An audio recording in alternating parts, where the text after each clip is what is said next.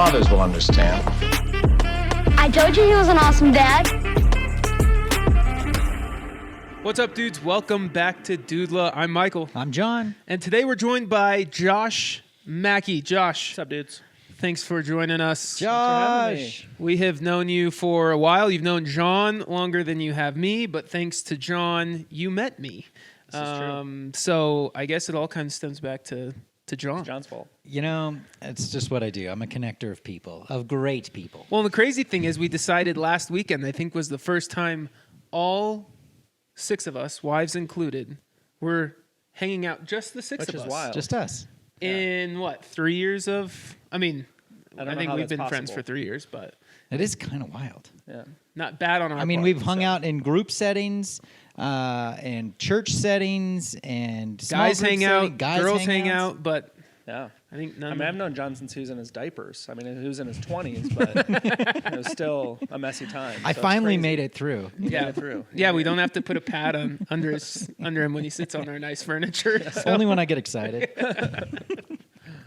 Awesome. Well, Josh, thanks so much for being here, man. Why don't you give us just a little bit? Tell us why you're qualified to be a dad and be on this podcast. And qualified, that's a word. I'm qualified because I am one. Yes, and I think exactly. once you are one, you are ready to go. So I don't think you're ever really ready to be a dad. And then when you are a dad, you become qualified as you learn through failing many, many times. So I'd say that's probably my qualification. I've learned through the last 5 years. I have 2 daughters, beautiful. Hayden is our oldest. Cameron's our youngest. She's 4, so 5 and 4. My lovely wife, Carissa, she's the real saint of the home that keeps things running. And so I'm just grateful to get to figure out how to be a dad with her alongside my wife. So it's a joy. Incredible. I mean, and I've got to see you be I was at your wedding. Mm-hmm. We were all just dreaming about what life was going to be back then. And it's so fun to see how you and Carissa have kind of evolved into parenthood. And I even remember when Hayden was tiny, we went on a missions trip and you brought her, and was she 1 or 2? Yeah, she's under 1. So Yes. that was our first being told by many people, a parenting fail, that a good dad would not bring a child to Mexico. But we felt like the Lord wanted us there, and it was a blast, and Hayden loved it. So. Hayden was Carissa had the carrier, and Yeah. Hayden was in the back, and Carissa was painting walls Yep. in the building we were working on, and there Hayden was, just cheerful and joy-filled. It was incredible. It's great. No excuses for any of us with any house projects now that Carissa was painting someone else's house with In the a baby different on her back. country Yeah. with an 18-month-old on her Yeah, back. thanks for making us look bad, Carissa. Really appreciate it. So all downhill from there for us. Wild. Well, we are in the middle of a series right End now. of a series. Yeah. Wrapping That's it right. up. Wrapping it up. Want to tell us a little bit about kind Yeah. of where we've gotten to, Mike? Yeah, we talked family. So anywhere from creating the family environment that you want to have, creating kind of, if family dinner is important to you, how do you create that? And then creating kind of, boundaries and relationships and things with families and friends, and how to manage that straight out of the hospital. Because we know it starts day one. Everybody wants to see your kid, and there will be hard conversations with family, but also having family and friends in the community close to you is so important and so good. How do you lean into that and just kind of manage life now that you have someone else in the picture? Because as we've learned, it's not you anymore. And then you add your wife in, and you got to figure that out. And now you're adding another little one in, and totally shifts everything. So it's how to kind of manage expectations, keep everybody on the same page, and give grace. We talked last one that grandparents, this is their first time being grandparents too. So they are figuring that out when you are figuring out being a parent. So there's a lot that goes into family. And this is just a scratching of the surface for the rest of it. But we want to bring you on, Josh, because you're a little bit further down the road, with the kids that are just a little bit older than ours, and we just know that you've been able to not only in your own personal life of navigate the challenges of in-laws and family, but also you're a pastor and you have the opportunity to hear the stories of lots of other people within your church, and walk with them through those hard conversations or great conversations. And so really just wanted your perspective as we talk about families. What are some of the things that you've seen as like really effective strategies that dads have been able to do, or you yourself have been able to do to craft a healthy family environment and culture? Maybe what are some of the mistakes that you'd be wary of, and give us some advice, kind of as we are in the thick of it. And many of our listeners are dads who are just found out that they're pregnant, their wives are pregnant, and they're getting ready to become dads, or they're in the thick of that midnight feed right now. I know we've got a couple of listeners that we've reached out to several times and had some great conversations who are literally like they've got 6-week-olds right now, and they're in the thick of it. And so it's like, now how do I deal with mother-in-law and all of that? So I know broad question there, but just wanted to give you the floor and kind of hear your perspective as a dad of 2 and, family member and pastor. Yeah. Well, I just first say, I think there's nothing more amazing, beautiful, life-giving. The greatest thing that I've ever done is something that I literally did nothing to deserve, but just producing 2 children that are wonderful, learning how to walk alongside them. I know you guys agree, but there's something radically different that shifts, probably even more when Chris and I talked, than marriage did. Mm-hmm. Like, marriage was wonderful, but it felt like you're just stepping forward into the next season. I feel like having kids was such a radical, changed everything about how we do life, our rhythms, where we spend our time, where we spend our money. And many of that is hard, and learned a lot the hard way. This is a challenge, but it's also the most life-giving thing I've ever done. So incredible. For anyone that's in that season of the hard, especially the early, days and nights and no sleep, man, it's worth it. It's totally worth it. Do you even remember those? Honestly, no don't. sleep? You do. You block it out a little bit. We do. Right? We are in a season, not to publicly tell the whole world, but we are going to. We are praying about maybe having more. So, All right. Bring on more Mackeys. Let's Come go. on. Bring on the Mackey. We may bless or curse the world with more of these children. So, so we might have to reacquaint ourselves with those days, because we are past the days of putting the electrical socket plugs in. I know Michael's got everywhere for Riley. We've got we don't have our home child-proofed as much as it once was, and so we're gonna have to go back to repurchasing the things that we sold. I think technology has advanced in the last 5 years. Now everything's like magnets and stuff. We're ready to roll. So we've been through it now, but it is worth it. It is the greatest joy ever, and it's I think identity shifting. I think obviously marriage is a big thing, but stepping into being a dad is such a radical.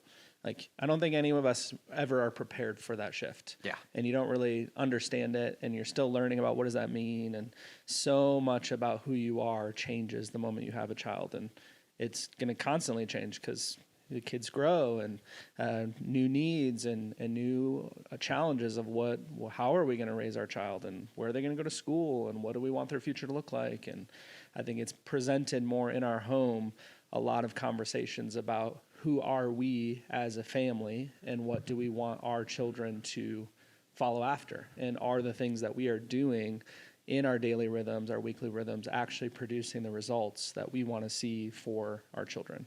Because I think that's the biggest thing, is I think you can look at the long-term goal of where you want them to be and think kind of in this linear way of you just got to hit these benchmarks to get to that goal.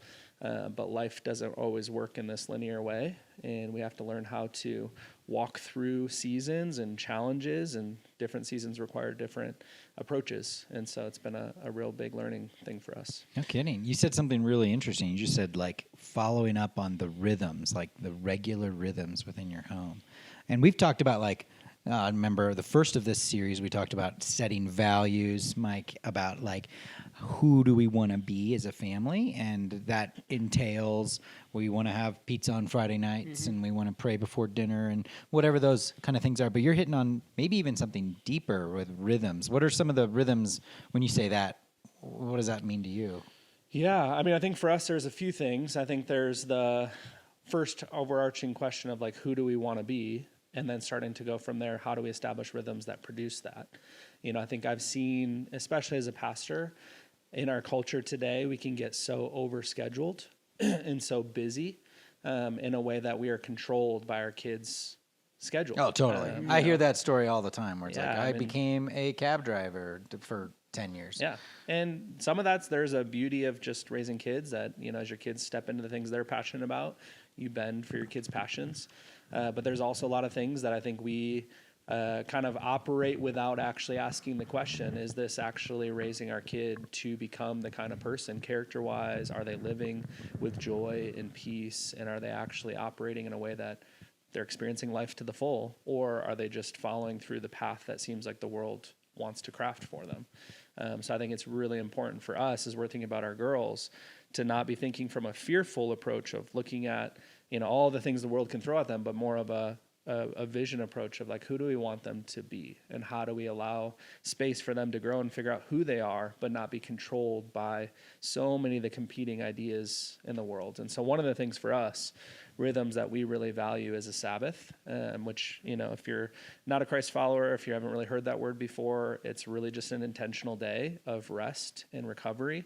I think us as a culture, we're pretty good in some ways at trying to find a way to rest, or I would say more, we know how to veg. We know how to like try to just recover in the best way we know how, but we really don't know how to be renewed. We don't know how to actually come into a thing knowing this is actually going to fill us up. We're intentional with this time. It's like we kind of reactively come into the weekend or whenever our day's off, and we just try to like recover. But there's not a renewing in a way of actually like, no, I know I'm coming into this weekend and I'm going to be refreshed. I'm going to have fun. This is going to be a time for us and our family. And so we're very intentional about protecting specifically our Saturdays.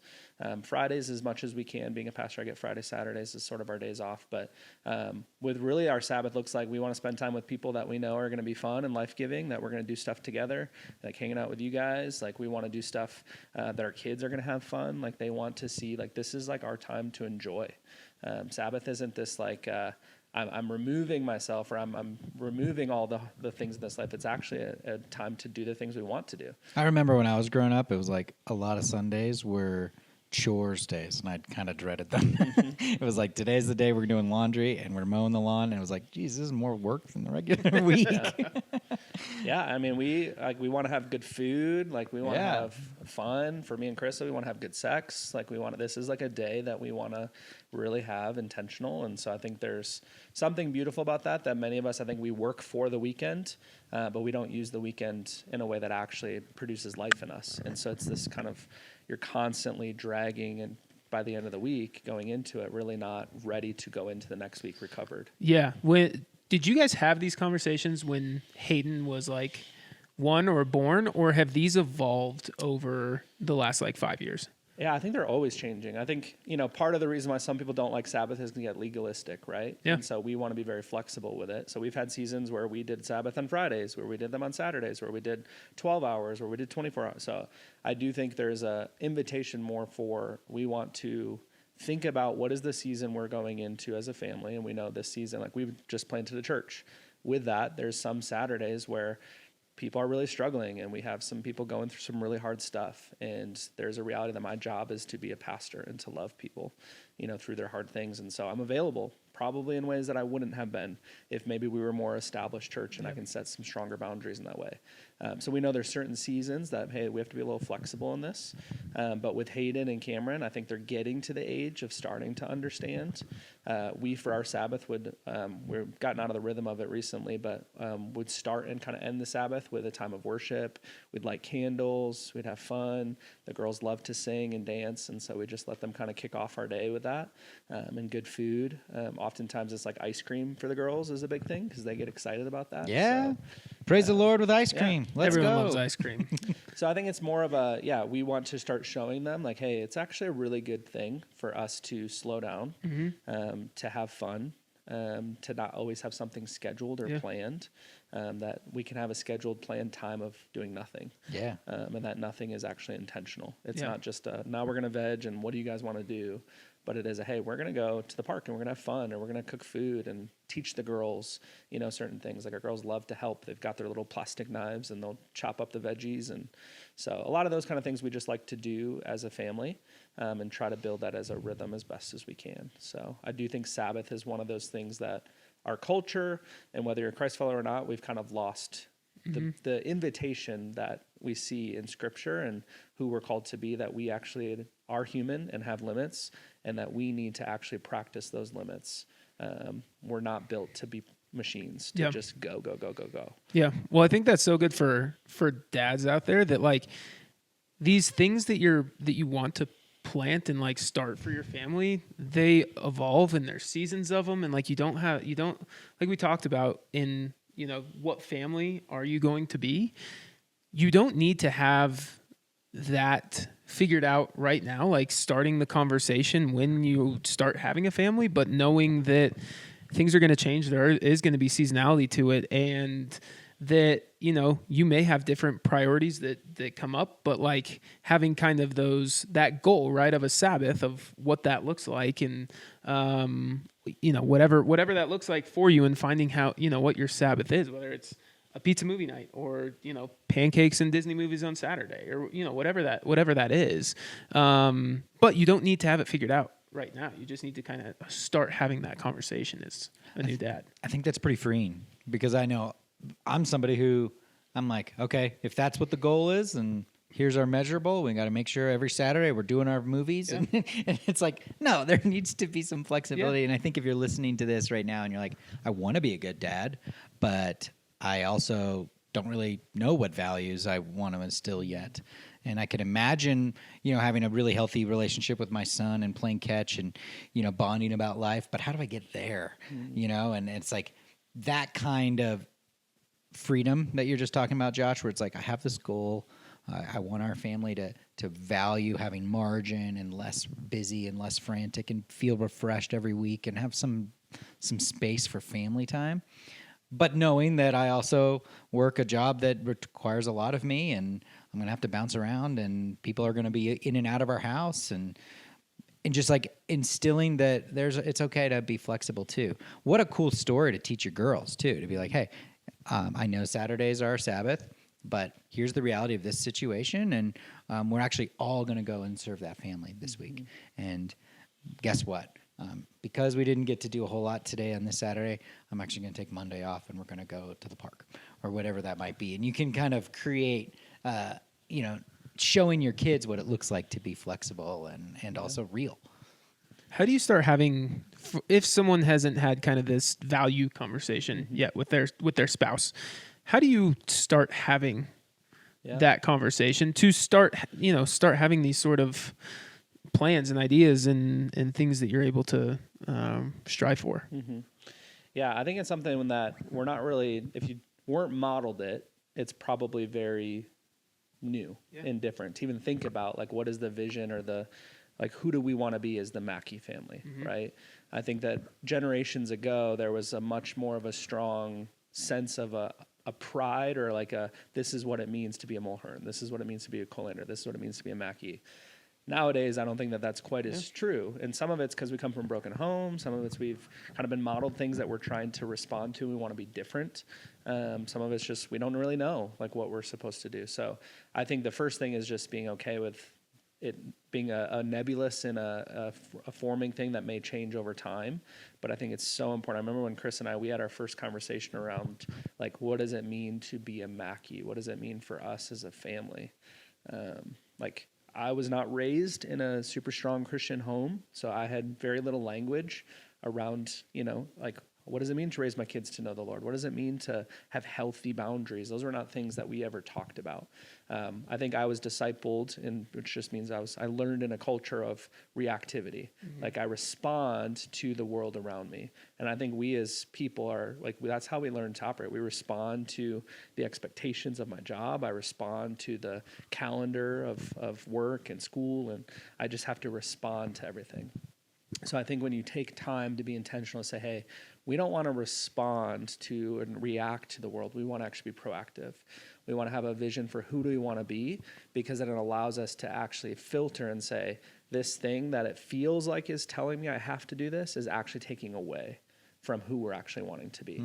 So when Chris and I first sat down, we talked about, and this is when we talked about Sabbath, this is when we talked about we don't want to become, and especially as a pastor, you hear all these stories, right? And pastors' kids, and they're going to hate being in the church. I'm like, well, I want my kids to love the church. Like, I want them to see it as like their favorite place to be. Like, I want them to be excited. I want them to not resent me as their dad because I'm spending time in ministry. I want them to see that what I do is just a product of who we are. Like, it's not a job. Like, this is just as whether I'm selling paint as I was at CertaPro, like, this is just who we are. And so it started with the question of like, well, who do we want to be?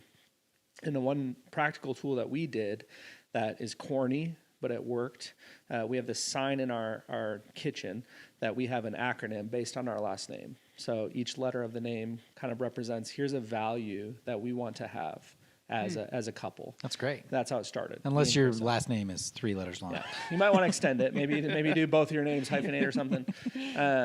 But so we have kind of the M, right? We model humble service. So with Hayden going to Mexico, for us, it's not really a question. Yeah. Like, we want her to see this is who we are. Like, this isn't like you do when you're older. This is just part of our life, right? So aim for heaven. Like, everything we want to do for the glory of God. But we also want to know that, like, hey, what we do here, we can't take with us. And so the things that we have in our life are not ours. Like, they're here for the service of other people. We're here to seek after the Lord. And so we kind of do that with every letter that we walk down. And it's a very simple tool, but it's helped us just to kind of come back to, and we want to as the girls get older, especially now that Hayden's starting to read, she's starting to even see the sign, and we want to actually share with her, hey, here's what this means. But hopefully there are things that they're seeing, whether we put words to it or not, right? I hope that my daughters are recognizing, like, yeah, our home is not our own. Like, this is a space for people to come into. So that's like, even for Hayden, she's always upset. Why is nobody here today? Right? Where is everybody? Where's all our friends? Because we want our home to be a place for people to come to. Yeah. Incredible. So What a that's really powerful tool. I've never heard that. And that's so valuable. John, and I think we've got some homework. so practical too. I mean, man. Yeah. I'm It's going to corny, do it. but it's great. No, it's listen. Corny Corny's good. stuff is the stuff that works a lot of the time. Yeah. You don't have to overthink stuff. Dad jokes are corny for a reason. That's exactly it. Yep. No, that is really, really cool. Some people are better at alliteration, so maybe you do an alliteration tool, all A's, or you rhyme. I mean, whatever you want to do. I've seen people do different things, but we actually picked it up from a family that we really respect, which I really recommend. You guys talked about it, but it takes a village. Like, I wasn't raised to think this way. Even Chris, I think, was raised in a wonderful Christ-centered home, but those are things I think generationally, it's a very different culture we live in today. And I think we have a lot more to react to and a lot quicker decisions it seems like we're being forced to make in our very fast-paced world. And so we wanted to be a little bit more intentional than either one of us knew how to. And so we learned that from a family friend that just we respect and how they're raising their kids. And they're like, hey, it's really corny, but this is what worked for us. And we're like, we're going to do that too. So good. We'll definitely put something in the show notes to kind of help people go through that. But that's so good. So helpful. I'm curious, and if you had follow-up questions, Mike, feel free. But I was going to, kind of pivot a little bit and say, so what happens when we mess up as dads? Like, do you have any examples for the new dad, the dad-to-be that's just like, man, I'm just afraid I'm going to mess it up? How do you respond? And this whole conversation is still revolving around families. And so, it's like, yeah, maybe your nuclear family, you feeling like you got a pretty good handle over it, but it's really hard when you're talking with, brothers and sisters and parents and in-laws. So I know that that's a broad question, but do you have any advice for the dad that's struggling with being afraid to screw up, and what might he do either proactively or reactively after the fact? Yeah. Well, I'd say first, you are going to mess it up. Like that's just reality. And if you don't, like you probably should have already written a book. And like You're not welcome on our pod. Yeah, Yeah, honestly, exactly. You are clearly Jesus reincarnate again. I'm just like, it's just not a thing. Like if you expect not to mess up, I think you are inviting a very fearful approach to parenting. And I think we are not supposed to operate out of fear, but out of love. And I think when we have a spirit of fear that is constantly worried about making the wrong choice, we're going to. And then when we respond out of fear.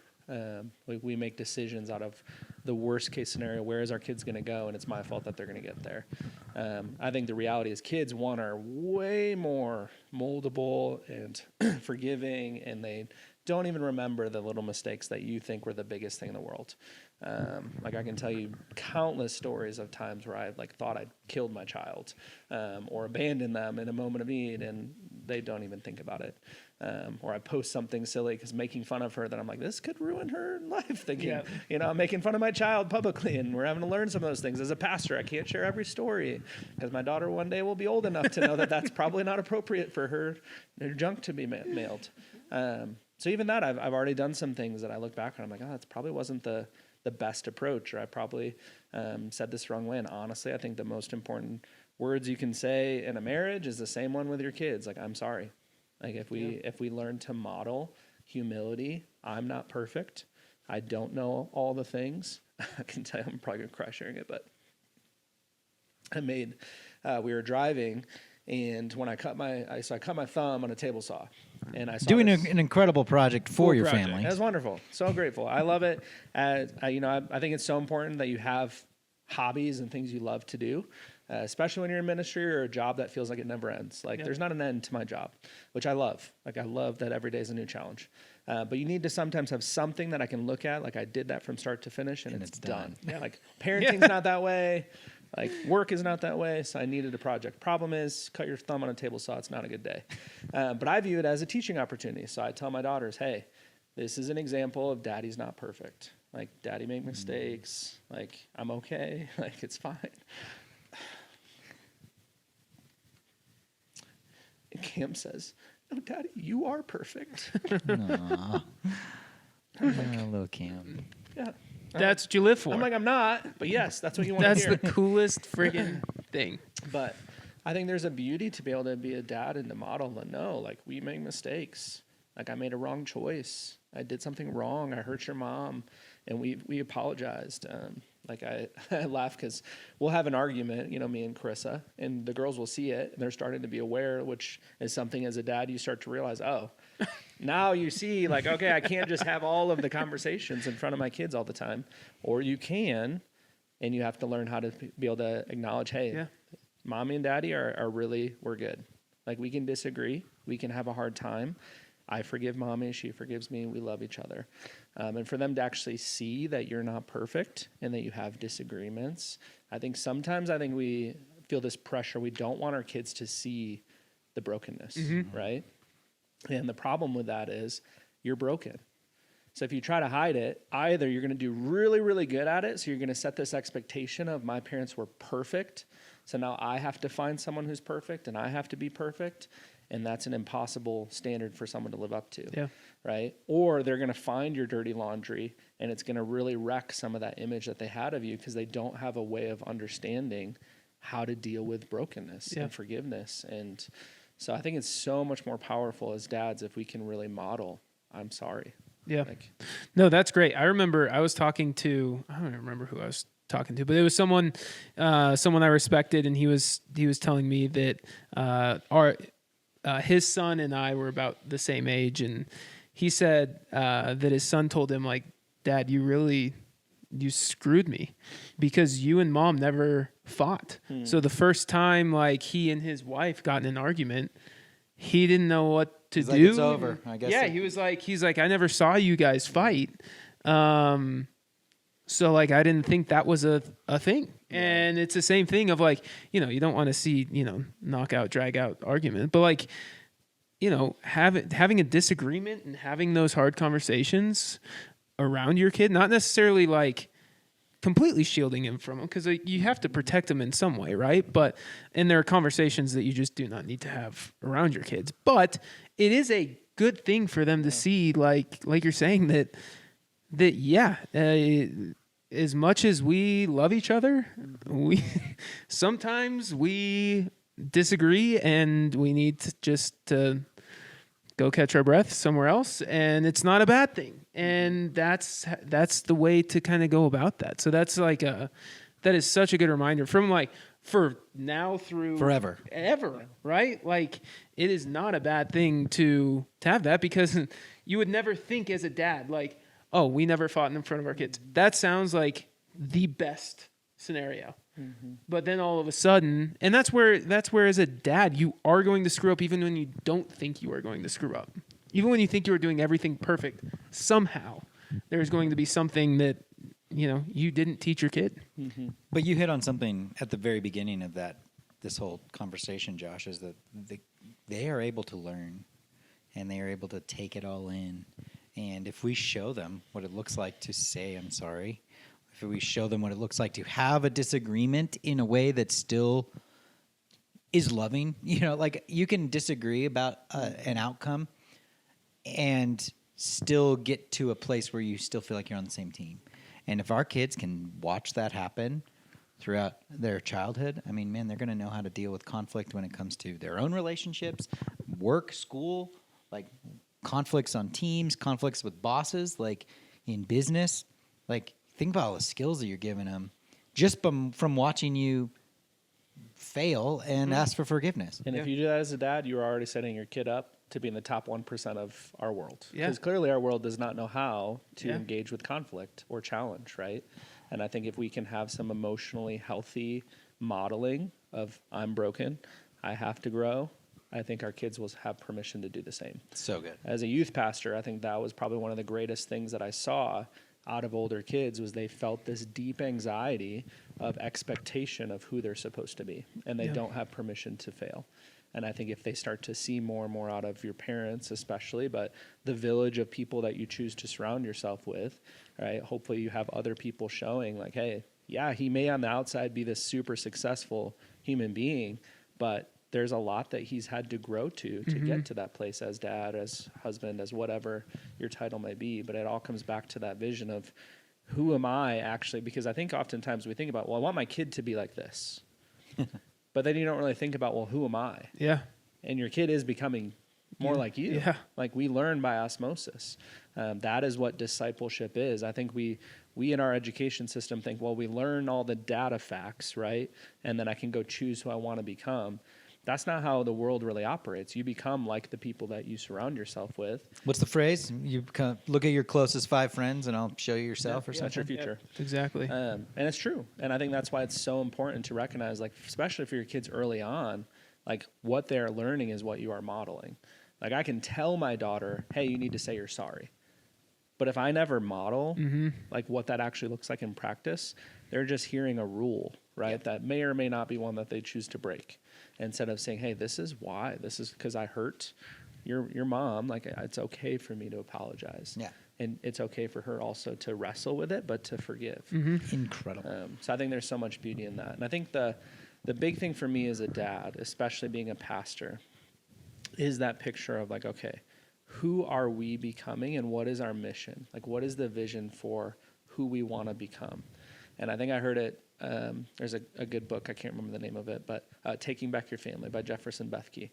But there's a part that he talks about this, that I think our biggest challenge is walking through what is our mission as a family, like what are we supposed to be about, and what is my purpose?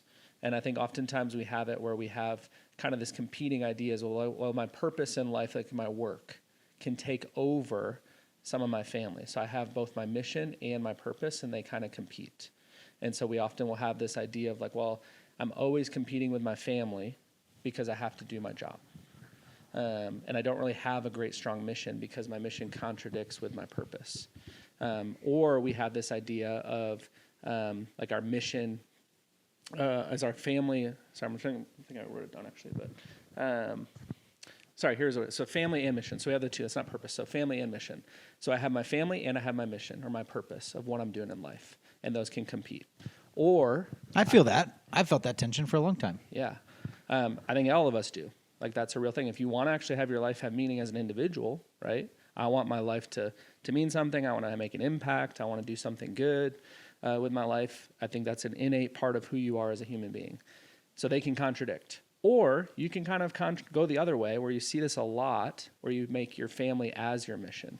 And I think that's just as dangerous because now I'm isolating my family and I'm like, I feel like my job is to raise these kids in this way to a place where they almost become this isolated, not knowing how to actually engage with the real world around them.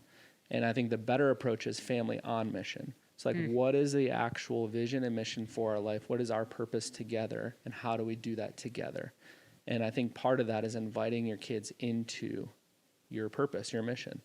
So my job as a pastor isn't to go pastor these people and then come home and be a dad. My job is to be a dad and a pastor in a way that they see this is just who I am, right? They're welcomed into my job.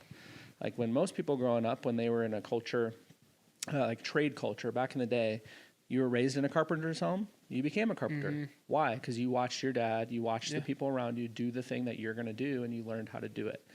Now we live in a weird post-industrial revolution time where dads go off to work, moms go off to work. I have no idea what my dad really did. Like, do you guys know what I mean, you know, like, I know my dad's a doctor. Like, I know he did these things, but, like, unless you sat with him, you probably had no clue what dad or mom did. Yep. And I remember going to my dad's office a few times and thinking it would seem pretty boring. He was in car sales, and so he was on the phone all the time. And I was just like, you just sit at a desk and talk to people? He's like, well, kind of. I take him on, rides here and there. But no, I think that's huge. But I think if you can invite your kid more into somehow seeing what you do, it's part of that value of who we are. Like, I'm doing this not just to make money, right? Maybe your value in life is money. I don't think it will probably end up great for you if that's the value. But what is the value? And I want to show my kids with what I'm doing that this is part of who dad is so important. Part of the thing we don't really see anymore in our culture. Bringing them into every aspect. Family on mission. So good. I think that's when incredible. I worked with CertaPro, I brought Hayden on a couple appointments and won me jobs. I was going to say, I need to start bringing my twins. I mean, you have your kids. You kind of have to use them in that way too, right? I think you think I'd land a few more deals if I'd let my twins run around the house? Yeah, they would feel pretty bad for you and say, yeah, this guy needs the money. We'll go with them for the he job. needs to buy the diapers. Yeah. Or Incredible. Kick you out real quick. Well, Josh, you're preaching to us, man. This is so good. Yeah, you shouldn't invite a pastor on a podcast, dude. I just don't know how to It's so good. I mean, I feel like we've got some tools, some mindset, got a kind of a glimpse into your fatherhood, some of your story.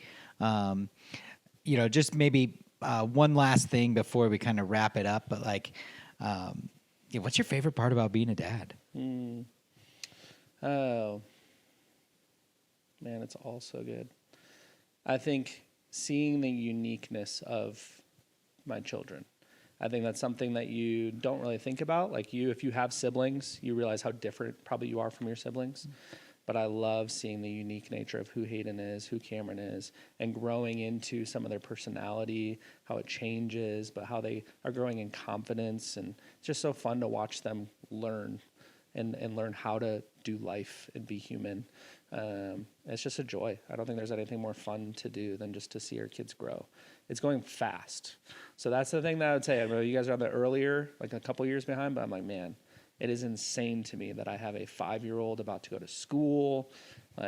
So it's one of those things that I want to slow down and just enjoy. I know everyone says, right? Oh, it goes fast. Oh, it goes fast. Then you do it and you're like, oh my gosh. It is fast. This is so fast.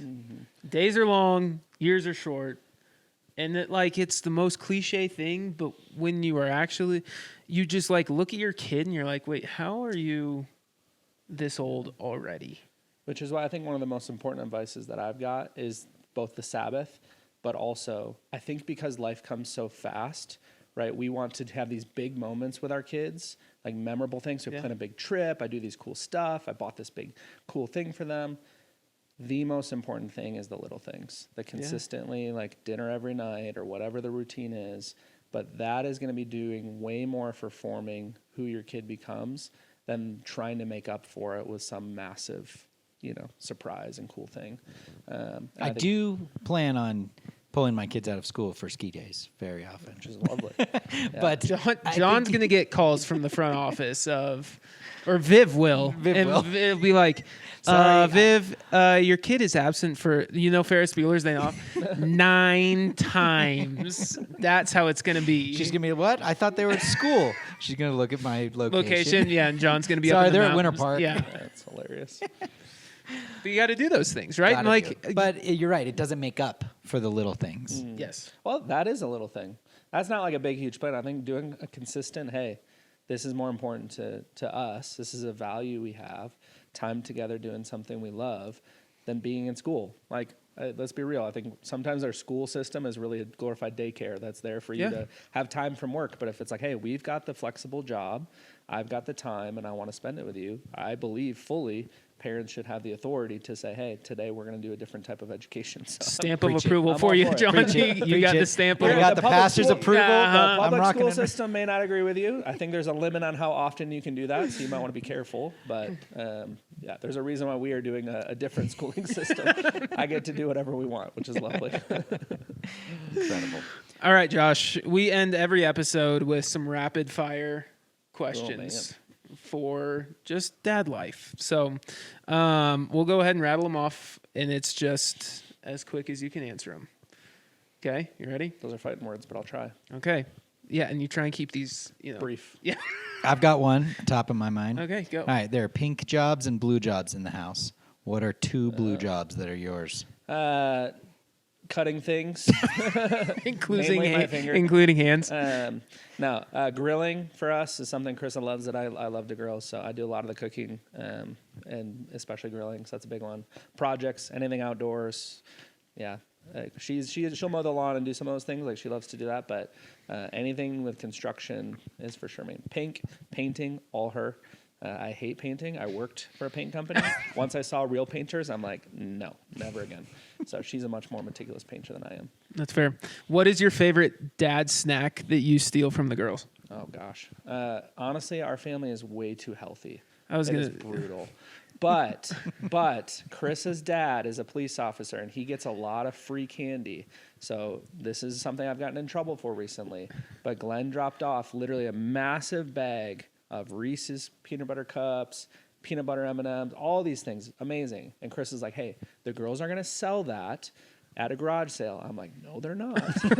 They will And sell it's some of slowly it. been disappearing. So usually they're candy. That's great. Well, I mean, candy's never a bad one. All right, last one. What is the dad thing that you have done that you told yourself before you were a dad you were not going to do? Spank my child. Okay. Yeah. I did say I would never do that. And I will tell you this, and this is short.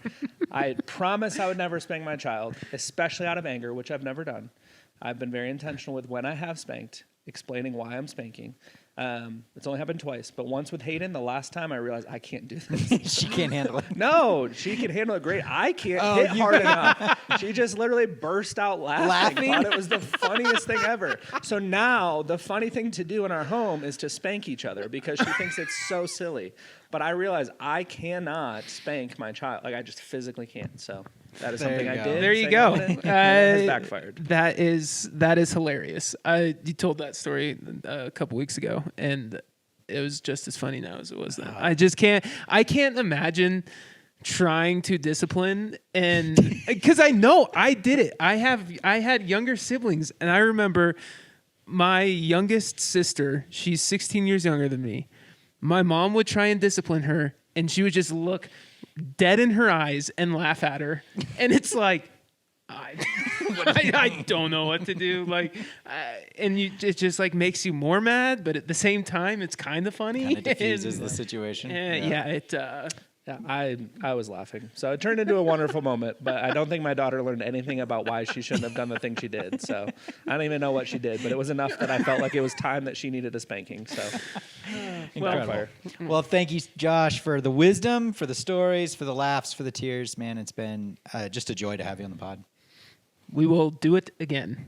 I love it. So awesome. Good luck. Well, thanks for listening to our family series. We've got a couple other ideas coming up. I think we're going to do a series on trying that you will maybe at some point be I can try. be in there. So you get a lot of Trying practice. to get pregnant, by Yes, the way. Oh, that's that kind of where we're trying. going. That I kind of love to trying, try. because That's my favorite part. It is a process. One of the It best is a parts. process that I don't think you realize the process until you're in it. The emotional toll, the just weirdness that comes with it. It's just not all in between the bed springs and the sheets. There's a lot of extra stuff that goes in there. So I think that is going to be kind of keep an eye out for that in the next couple of weeks or months. But in the meantime, we will always be having pods out every other week, maybe every third week, depending on how crazy our kids are. So thanks for listening, and we will see you guys next time.